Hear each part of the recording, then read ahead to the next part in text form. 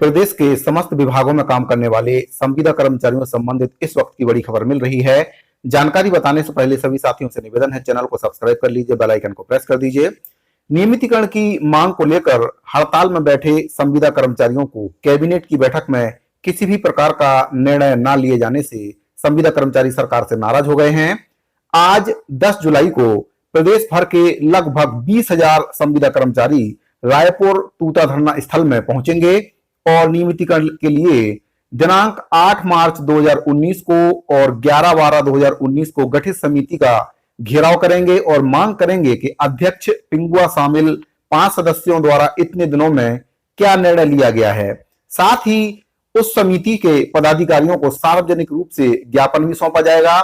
महासंघ के प्रांताध्यक्ष कौशलेश तिवारी ने बताया कि सरकार पौने 5 साल बीत जाने के बाद भी नियमितीकरण के संबंध में निर्णय नहीं ले पाई है।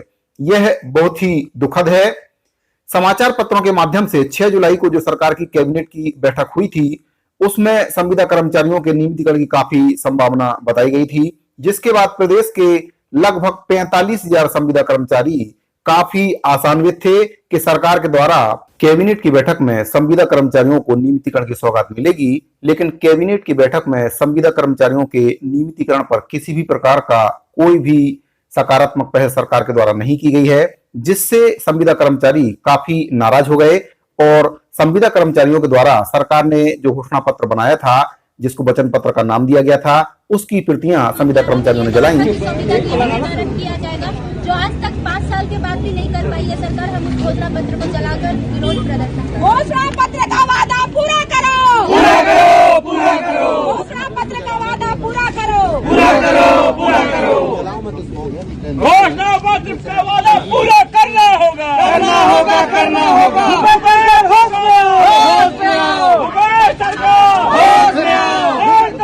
हड़ताल, हड़ताल, हड़ताल, हड़ताल, हड़ताल, हड़ताल, छत्तीसगढ़ में जब कांग्रेस पार्टी की सरकार नहीं बनी थी तब कांग्रेस के पदाधिकारी, जिसमें स्वयं भूपेश बघेल जी जो वर्तमान में छत्तीसगढ़ के मुख्यमंत्री हैं, उनके द्वारा जो बातें कही जाती थी और अब जो बातें कही जाती हैं उसमें जमीन और आसमान का अंतर है। आप देख सकते हैं वीडियो। आज होता है छत्तीसगढ़ से चाहे जब तक पढ़े लिखे लड़का बने, वो मन कोनो संविदा में, तो कोनो डेली वेजेस में, तो कोनो कलेक्टेड रेट में, तो कोनो ठेकेदार के अंदर में, और बाजे खोजे में वो चिट फंड सब परिवार में छत्तीसगढ़ 10,000 करोड़ रुपए लूट के मतलब दे दी छत्तीसगढ़। आज हर नौजवान सड़क में है, एक कारण कोई दूसरा है, एक लिए हम सब जिम्मेदार हैं, ये स्वीकार करेगा। और एक बार गलती करते तो एक जब चीन और भारत के बीच युद्ध हो रही थी तो बाद में फिल्म बनेगी, तो एक गाना ही एक धोखा खा चुके हैं और खा सकते हैं। तो साथियों, आपने देखा कि जब सरकार नहीं बनी थी तब जो कांग्रेस के पदाधिकारी थे उनके द्वारा अनियमित संविदा एवं दैनिक वेतनभोगी कर्मचारियों के मंच पर जा जाकर बड़ी बड़ी बातें की जाती थी। लेकिन सरकार बनने के बाद अब उनके प्रवक्ता भी अनियमित संविदा एवं दैनिक वेतनभोगी कर्मचारियों के मंच पर नहीं जाते हैं, ना ही सरकार कर्मचारियों से किसी प्रकार की वार्ता कर रही है। हाल ही में जो कैबिनेट की बैठक हुई है उसमें संविदा कर्मचारियों का नियमितीकरण भी सरकार के द्वारा नहीं किया गया है, जिसके कारण कर्मचारी सरकार से काफी ज्यादा नाराज हैं। संविदा कर्मचारियों के प्रदेश महासचिव ने बताया कि आज यानी 10 जुलाई को सभी कर्मचारी काले कपड़े पहनकर नियमितीकरण नहीं किए जाने के कारण और कैबिनेट की बैठक में पहल नहीं किए जाने से विरोध प्रदर्शन करेंगे, जिसमें पूरे राज्य के समस्त जिलों से लगभग 20,000 कर्मचारी तूता में एकजुट होकर माननीय मुख्यमंत्री, उप मुख्यमंत्री, मुख्य सचिव, कैबिनेट मंत्री एवं कमेटी को ज्ञापन सौंपेंगे। कार्यकारी अध्यक्ष अशोक कुर्रे ने बताया कि वर्ष 2019 में गठित कमेटी का रिपोर्ट अभी भी नहीं आ पाया है और ना ही इस पर कोई निर्णय सरकार ने किया है। संविदा कर्मचारी लगातार इसके संबंध में आवेदन निवेदन करते आ रहे हैं, लेकिन उनकी पीड़ा कोई भी नहीं समझ पा रहा है। कार्यकारी अध्यक्ष हेमंत सिन्हा ने बताया कि आंदोलन अब और भी तेज होगा क्योंकि सरकार बात करने की कोई भी पहल नहीं कर रही है।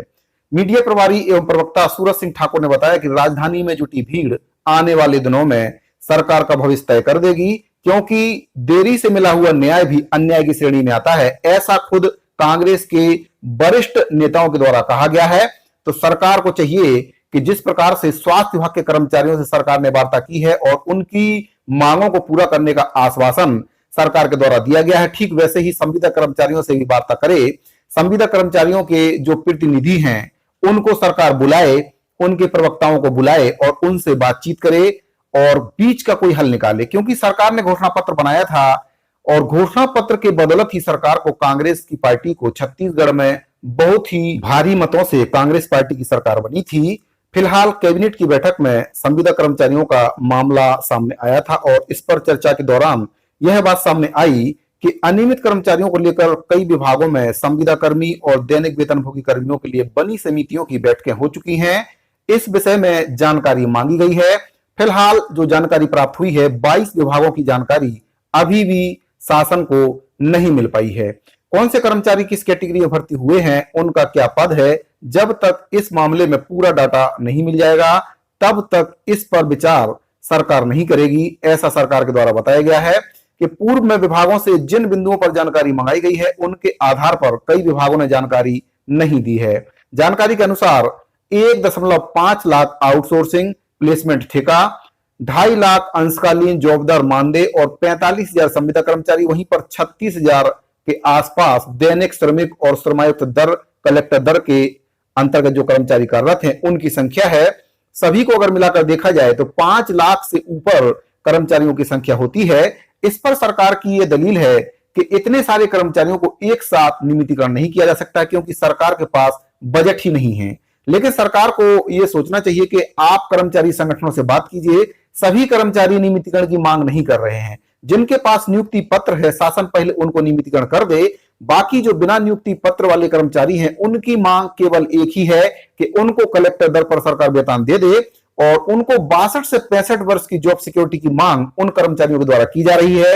वहीं पर जो प्लेसमेंट और ठेका प्रथा के कर्मचारी हैं उनके लिए सरकार जो वादा सरकार ने किया था घोषणा पत्र में बिंदु क्रमांक 30 में सरकार ने वादा किया था कि सरकार बनने के बाद जो ठेका प्रथा है और प्लेसमेंट प्रथा उसको समाप्त किया जाएगा। तो सरकार के द्वारा जो ठेका कर्मी हैं उनको 62 से 65 वर्ष की जॉब सिक्योरिटी दी जा सकती है। ठेका प्रथा और प्लेसमेंट प्रथा को सरकार बंद कर सकती है क्योंकि सरकार ने अपने घोषणा पत्र में वादा भी किया था। वहीं पर अंशकालीन जो सफाई कर्मचारी हैं उनकी भी मांग अलग है। उनके द्वारा जो मांग की जा रही है वह ये है कि अभी उनको जो वेतन दिया जा रहा है 2000 से 2300 रुपए के आसपास उनको वेतन दिया जा रहा है और 2 घंटे ही काम उनसे सफाई का काम स्कूलों में लिया जाता है। उनकी मांग है कि उनको अंशकालीन से पूर्णकालीन किया जाए और एक सम्मानजनक वेतन उनको दिया जाए।